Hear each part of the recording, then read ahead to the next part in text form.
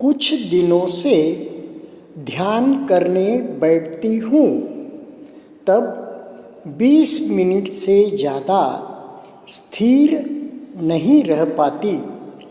इसका कोई उपाय बताएं। यह एक प्रश्न आया है साधक मित्रों। इस अवस्था से हर साधक गुजरता है। यह अवस्था कोई साधक को अभी आई होगी, कोई साधक को पूर्व में भी आई होगी और यह अवस्था बाद में भी आ सकती है, कभी भी आ सकती है। जब आप स्थिरता से पूरे 1 घंटे के समय तक नहीं बैठ पाते हो, आती है। साधना में उतार चढ़ाव आते हैं, तो इसका उपाय क्या है? गुरुदेव ने कहा ना कि साधना में कोई प्रश्न, संशय या कोई दिक्कत हो अवश्य पूछ लेनी चाहिए, तो मार्ग सुकर हो जाता है। तो इसका उत्तर क्या है? स्थिरता से बैठ नहीं पाता हूँ, इसका मतलब यह भी हो सकता है कि जब भी सुबह शाम 1-1 घंटे की, जैसे गुरुदेव ने कही है, साधना करनी चाहिए, हम बैठते हैं तो हम स्थिरता से दृढ़ निश्चय की साधना अधिष्ठान में पूरा 1 घंटा नहीं गुजार सकते। ऐसा इस प्रश्न का आशय हो सकता है। और दूसरा यह भी हो सकता है कि 20 मिनट तक तो ऐसा लगता है कि मैं समता में हूँ और स्थित प्रज्ञ अवस्था में, तटस्थ अवस्था में मैं मेरे शरीर को विपश्यना की आँख से, यानी कि विपश्यना करते हुए जान रही हूँ। संवेदनाओं को सिर के सिरे से पैर के अंगूठे तक जाना जा रहा है। गुरुदेव पहले ही दिन कहते हैं कि प्रवचन कि 7-8 बजे से साधना शुरू हुई तो 7:59 में आप आके बैठ जाइए और कब उठिए? जब 9:01 हो जाए। यानी कि साधना में 1 सेकंड भी 60 मिनट से ज़्यादा ही हमने साधना करनी चाहिए। यह गुरुदेव की बात है।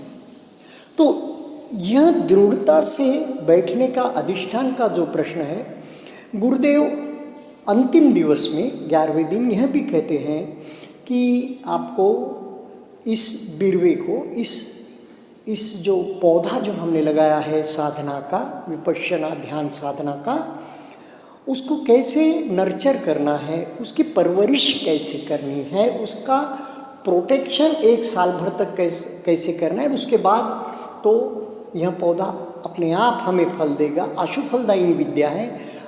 एक पग भी साधना के क्षेत्र में हमने जो डाला है वो व्यर्थ नहीं जाएगा। ये गुरुदेव की वाणी है।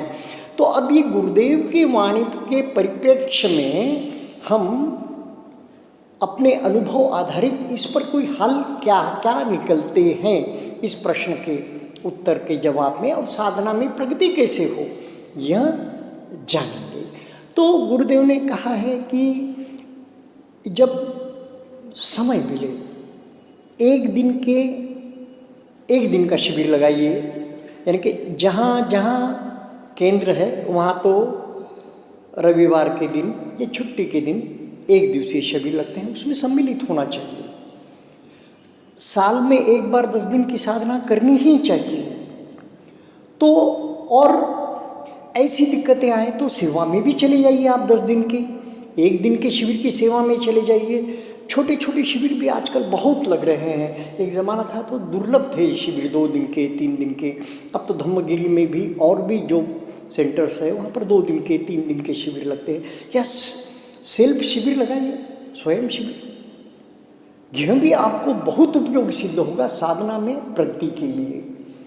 यह तो गुरुदेव की वाणी के बात मैं कर रहा था, लेकिन अनुभव के आधार पर भी अब क्या कहूँ, स्थिरता से गुरुदेव कहते हैं ना कि आप घर पर हो, जब गंभीर रूप से साधना नहीं होती, जब आपके गंभीर विकार ऊपर नहीं उठते, तो दुखाव, दबाव या जो पीड़ादायक संवेदनाएं हैं वे भी उठकर ऊपर नहीं आती। अब किसी रोग के कारण, किसी रोग चल रहा है उस कारण आए वो बात अलग है, लेकिन वो संवेदना नहीं आती तो अधिष्ठान भी सहज हो जाएगा। उतना अधिष्ठान में भी दिक्कत जैसी शिविरों में आती है वैसी नहीं आएगी और पैर बदलने का काम नहीं गिरेगा। फिर भी आप अकेले साधना कर रहे हैं, पैर बदल सकते हैं, और कहीं भी एक दिन के शिविर में भी साधना कर रहे हैं, ऐसी कोई जुल्म और ज़बरदस्ती तो है नहीं कि आप पैर नहीं बदलना चाहिए। जहाँ तक हो सके हम तटस्थ होकर उस दुखाव को, उस संवेदनाओं को देख सकना, उसे हमें दृष्टा भाव से अनुभव कर सकना, समता में रहना, यही तो साधना है। और पैर में थोड़ा सा दुखाव आया और पैर बदल लिया, तो फिर हमने साधना को आगे कैसा बढ़ाया? तो जुल्म ज़बरदस्ती नहीं, लेकिन आपको जहाँ तक सहन कर सकते हैं आप, तो संवेदनाओं को जानिए। दुखाव है, दबाव है, रोग के कारण हो, परिस्थिति के कारण हो, वातावरण के कारण हो, देर तक बैठ जाने के कारण हो, तो उसे जब भी जागरूक रहकर तटस्थ भाव से जानिए कि अभी मुझे दुखाव आया है, अभी ये दुखाव चल रहा है। 20 मिनट तक तो कोई दुखाव नहीं आया, यह बदल रहा है, इसकी निशानी है चेंजिंग चेंजिंग चेंजिंग। गुरुदेव कहते हैं ना, इसका अनुभव हम ले रहे हैं। और देखिए, यह दुखाव, यह दबाव, यह पीड़ा, यह वेदना, यह दुखदायी अनुभव समझिए, कुछ वैसा होता नहीं। गुरुदेव कहते हैं संवेदना संवेदना है, दुखद सुखद संवेदना है, न दुखद है न सुखद है। यह तो हमारे संस्कारों ने उसका नामकरण कर दिया है कि यह दुखद है, यह सुखद है, और मन में वैसे भाव पैदा कर लिए हैं हमने अनंत जन्मों से। ये दुख है, ये व्याख्या दुख की है, यह सुख की है। खैर, तो यह एक मन के तौर पर हुआ। दूसरा, आप क्या कीजिए, आप गुरुदेव की जो 1-1 घंटे की सामूहिक साधना की सीडी है ना, सीडी, या अब तो ऑनलाइन भी है, मोबाइल में है आपके, तो वहाँ लगाइए। उसमें कैसा है, उसमें देखिए धम्म सेतु यानी कि चेन्नई के एक 1 घंटे की सामूहिक साधना है, हिंदी अंग्रेजी में, वह बहुत अच्छी है। काठमांडू की भी एक, सभी अच्छे हैं, काठमांडू की भी एक साधना है, वो भी बढ़िया है। फिर मुंबई की एक है साधना 1 घंटे की, जिसमें 10 मिनट 15 मिनट आनापान चलता है, बाद में गुरुदेव मैत्री भी देते हैं और छोटा 10 मिनट का प्रवचन भी है। ये भी एक साधना की एक ऑनलाइन में आप जाएंगे तो मिल जाएगी, तो वहाँ 70 मिनट 75 मिनट तक चलेगी, वहाँ लगाइए। और अगर आपने सतीपट्ठान कोर्स किया हो तो 78 मिनट सतीपट्ठान चलता है गुरुदेव की वाणी में। दादा गुरु की वाणी तो हम समझ नहीं पाएंगे, बर्मीज़ उधर की भाषा में है और बर्मीज़ के परिप्रेक्ष्य में है। तो गुरुदेव की वाणी में अगर आपने सतीपट्ठान कोर्स किया है तो सतीपट्ठान की साधना लगा, वो सीडी कैसेट लगा दीजिए, सीडी लगा दीजिए, या ऑनलाइन में उसको ऑन कर दीजिए, तो वहाँ 78 मिनट तक चलेगी। तब तक स्थिर भाव से, जब तक समता में रह सके रहे, नहीं तो जाने यह दर्द है। और सारा के सारा ध्यान, गुरुदेव कहते हैं ना, सारा ध्यान एक जगह यानी कहा, जहाँ जहाँ मन हमारा दर्शन कर रहा है शरीर का, वहाँ से आगे जाता जाए, न कि उसी दर्द को, उसी अनुभव को, उसी पीड़ा को, चाहे जंघा में हो, चाहे कमर में हो, चाहे घुटने में हो, चाहे टखने में हो, चाहे पिंडली में हो, चाहे शरीर के किसी भी अंग में हो, पीठ में हो, गर्दन में हो, उसको छोड़कर हमने आगे निकलने आना चाहिए। हमें पीड़ा को, दर्द के अनुभव को छोड़ने आना चाहिए। हम उसे पकड़े रखते हैं, वह गलत है। हम सारा ध्यान आगे बढ़ता जाए, एक मन उसमें लगा रहेगा, तो लगा रहेगा। जब उसकी बारी आएगी पीड़ा की देखने की, क्रमवार चल रहे हैं हम, तब उसे जाने, उस पीड़ा पर ज़्यादा देर तक रुके, आप 2 मिनट 3 मिनट 5 मिनट तक रुके और उसे जाने कि यह पीड़ा का विस्तार कितना है, परिघ कितना है, कितने दूर तक ये फैली है, कितने अंदर तक गहराई में यह पीड़ा है, इसका केंद्र बिंदु कहाँ है, इसका हृदयस्थ स्थान जहाँ पीड़ा अति तीव्र है वह स्थान कहाँ है और ये कहाँ समाप्त होती है। बस आगे बढ़ जाइए। इस प्रकार हमें मन के तौर पर, चित्त के तौर पर, शरीर के तौर पर अनुभव करना है, तटस्थ रहकर, समता में रहकर। तथागत का मार्ग है ये, हमें तथागत बनना है। बस वर्तमान में जो है जैसा है। और एक बात, अब बैठे हैं और आप जान रहे हैं कि 20 मिनट से ज़्यादा मैं स्थिर नहीं रह पाती। अब ये 20 मिनट का समय भी आपने कैसे जान लिया? घड़ी बार बार नहीं देखनी चाहिए। साधना में बैठते ना हम, घड़ी को एक अलार्म लगाओ, लगाना है तो, नहीं तो मन ही आपका बता देगा कि ये 60 मिनट हो गए, 65 मिनट हो गए, 70 मिनट हो गए और उसके बाद ही हमने उठना चाहिए। एक गंभीर विपश्ची साधक ने और दैनंदिन साधना करने वाले साधक ने घड़ी का भी सहारा नहीं लेना चाहिए। हाँ, आपको कहीं जाना है, व्यस्तता है, कर्तव्य है, तब भले ही आप अलार्म लगा सकते हैं, किसी को बोल सकते हैं, धीरे से नॉक कर सकता है डोर पे, या घर में भी आप साधना कर रहे हैं, समझो घर में कोलाहल या और भी कोई बात है, बाहर ट्रैफिक का आवाज़ है, तो कान में आप कपास रुई लगा सकते हैं। रुई लगा कर दोनों कानों में बैठ जाइए, कम आवाज़ आएगा और उसमें आवाज़ नहीं आएगा ये बात नहीं है। और जब हम साधना में चले जाते हैं तो शरीर का भी संवेदनाएं जहाँ जान रहे हैं वहीं जानते हैं, बाकी के अंग की संवेदनाएं, जैसा कभी कोई प्रवचन या कोई व्याख्यान चल रहा है तो हमें जो सुनना है वही हम सुनते हैं, है ना। वैसे ही मन भी वैसा बन जाता है कि जो काम उसको दिया है आपने बड़ा प्रामाणिक है, उसमें वो बराबर लग जाता है।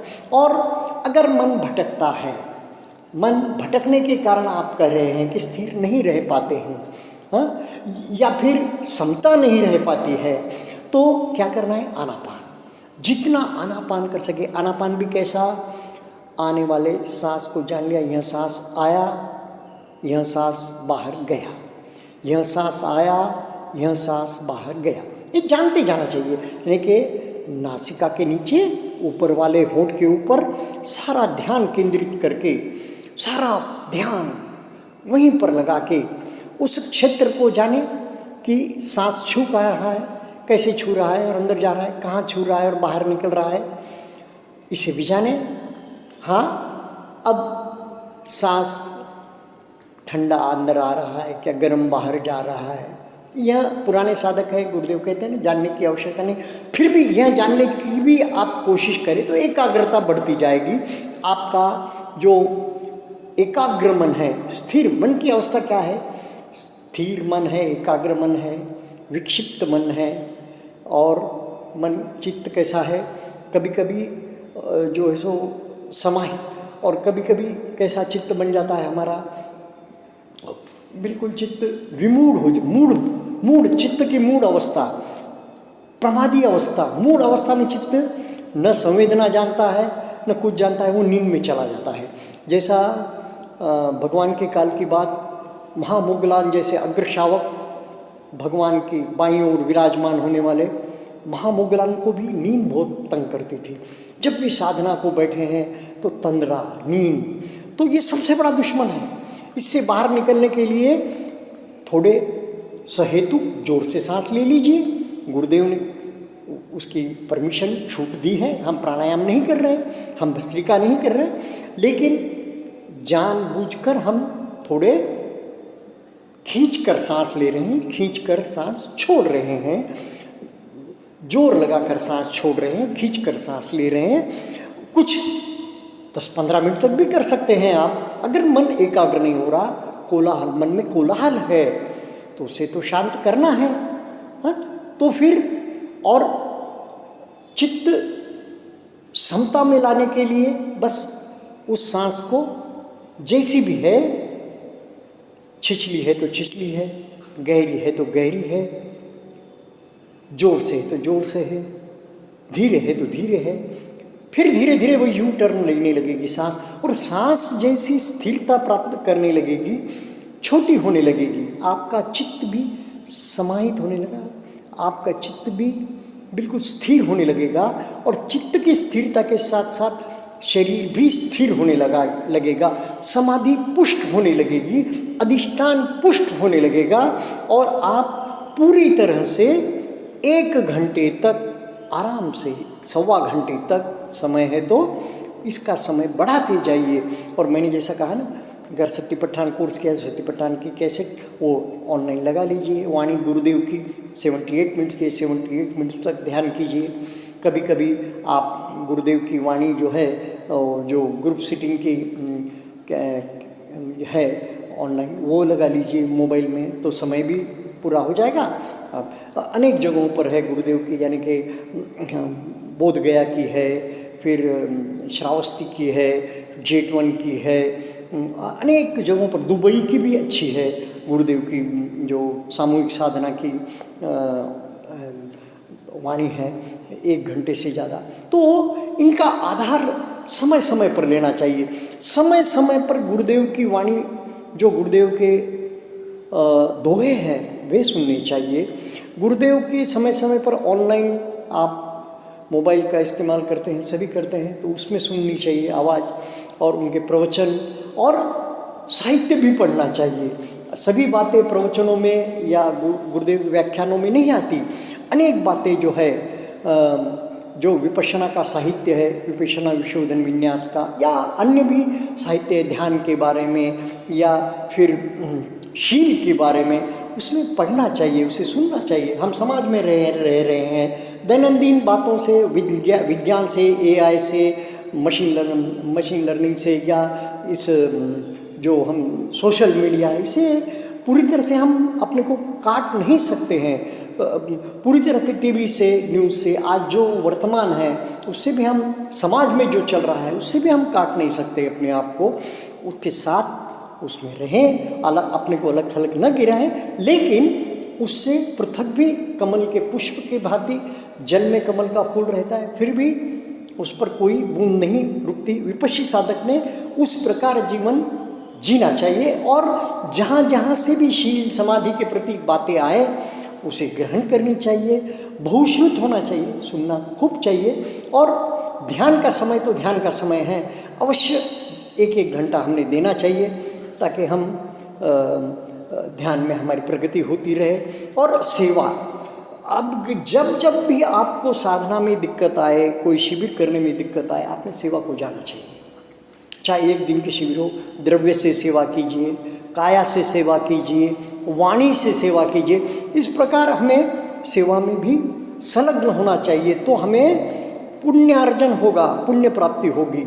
और दूसरी बात, जब जब अस्थिरता आए, मन अस्थिर हो जाए, शरीर अस्थिर हो जाए, तब तब पुण्यानुस्मरण करना चाहिए।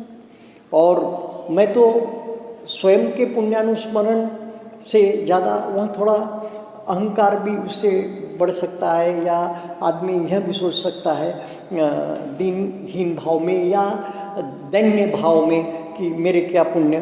तो पुण्य भगवान बुद्ध का पुण्य, उनके श्रावकों का पुण्य अर्जन, जिनके हमने कथाएं पढ़ी है, जिनका इतिहास पढ़ा है, उनका स्मरण, या फिर सयातेजी जी, जो गुरु, दादा गुरु, परदादा गुरु हमें अवेलेबल अभी के हिसाब से, उसके पूर्व के तो नहीं है। सयातेजी जी एक गृहस्थ थे, गृहस्थ से संत हुए, तो उनका स्मरण, सयाजी वाकिन, वेबू सयाड़ो जी, लेडी सयाड़ो जी, और जो भी अरहंत होकर गए, गुरुदेव का स्मरण, माता जी का स्मरण, उनके पुण्यों का स्मरण, केंद्र कैसे चलते हैं उसका स्मरण करके अपनी साधना को कहीं भी रुकने नहीं देना चाहिए, और अपनी साधना में चलते रहना चाहिए, चलते रहना चाहिए। जिन खोजा तिन पाइयाँ, गहरे पानी पेट, मैं बहुरी डरती रही किनारे बैठ। तो साधना के क्षेत्र में गहराइयाँ हैं, और इन गहराइयों का, चमत्कारों का, अनुभवों का हमें जानकारी लेने के लिए हमें साधनारत ही रहना पड़ेगा, साधना में ही डूबना पड़ेगा, साधना में ही